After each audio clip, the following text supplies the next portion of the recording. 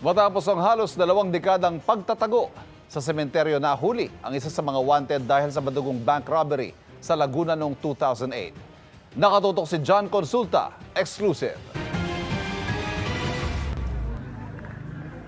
Nakapagtirik pa ng kandila sa puntod ng kanyang ama ang lalaking ito. Pero maya-maya, dinakip na siya ng mga tauhan ng Regional Intelligence Division 4A ng Philippine National Police. So may kasong illegal and unlawful possession of firearms. Ngayon ikaw po ay may karapatang manahimik. Walang kawala ang 48 anyos na lalaking wanted dahil sa pagkakasangkot sa madugong bank robbery sa Cabuyao, Laguna noong 2008 kung kailan 10 ang namatay.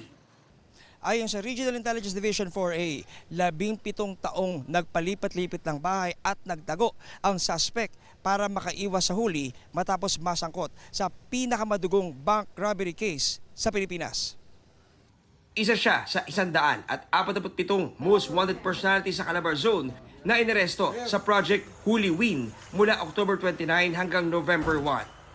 Atin pong sinakatuparan ito dahil alam natin na itong undas magsisipag-uwian yung mga kamag-anak ng mga yumao, no, para bisitahin.